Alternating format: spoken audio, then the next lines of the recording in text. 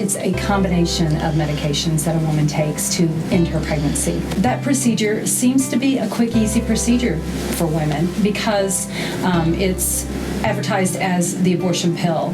And we get a headache, we take a pill. And so I think women are just perhaps rushing into the decision thinking, it's just a pill, it can't be that harmful for me. What they don't understand is that taking the pill, of course, ends the life of the child and can end the pregnancy, but it can also harm them.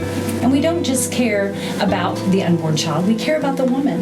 And I'm not a medical professional, but I am a counselor, and I do talk with these women who have chosen abortion, and they're hurting. At Pregnancy Care Center, we know that women are in some really difficult situations. We never say that carrying a child to term is going to be an easy situation. We never judge women and point the finger at them and say, how dare you think about abortion? We understand they're in really difficult situations often.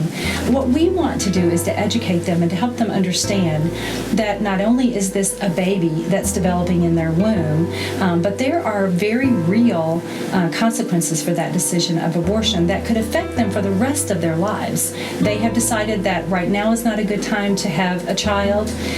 Some of the decisions that they make in this pregnancy, choosing to abort the pregnancy, could actually cause them to be infertile. Chances of that are really slim, but it's a possibility, and women need to understand that. One of the most life-threatening things that can happen to a woman is for her to be pregnant outside of the uterus. It's ectopic pregnancy, or commonly known as a tubal pregnancy, because usually that pregnancy is in the fallopian tube.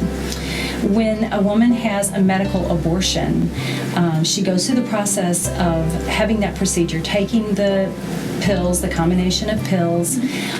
Those medications are not designed to work on a pregnancy that's outside of the uterus. The first medication is designed to make the lining of the womb no longer able to keep the baby in the womb. And the second medication is designed to dilate or open the cervix, which is the opening to the uterus.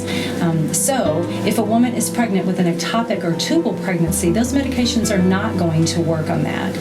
And so what happens is she's been told that she will probably bleed and have some cramping and perhaps do a little bit of hemorrhaging or passing of blood clots or whatever. And so that happens, and she says, well, this is what I was told was normal. Not realizing that what has actually happened is the pregnancy was not in her womb, but it was in the fallopian tube. It has grown to the point that it has now ruptured.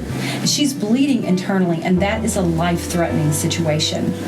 So this is something that women need to understand, and that's why Pregnancy Care Center offers the ultrasound to help a woman see the location of her pregnancy.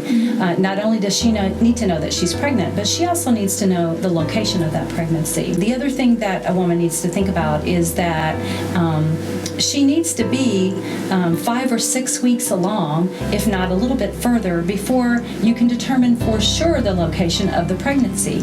Prior to that time, it's very difficult to see the pregnancy in the womb in detail. And so if she's rushing through that decision, she's thinking, I have to do this now while it is still a pill and not a surgical procedure, she may not take the time that she needs to ensure that the pregnancy is located in the womb and not in the fallopian tube. Ectopic pregnancies are common. They're becoming more and more common because of pelvic inflammatory disease and other sexually transmitted infections. So we talk to every woman that has had a positive pregnancy test about ectopic pregnancy. That's something that we don't tell them to concern them or alarm them, but we do want to inform them that ectopic pregnancy is a real possibility. And if you don't catch the fact that the pregnancy is located in the tube and it continues to grow, eventually ruptures, then the woman is bleeding internally and she can actually bleed to death, and that can happen relatively quickly.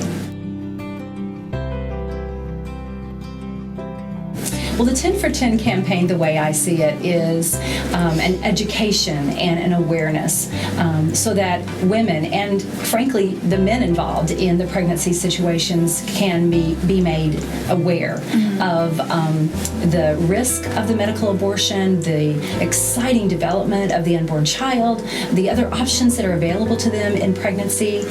The monies will be used to advertise and to market and to be, we have quite a marketing department, and we feel like we have some experts involved in getting the word out there in marketing. But even with an excellent team, it costs money to let women know that we're here.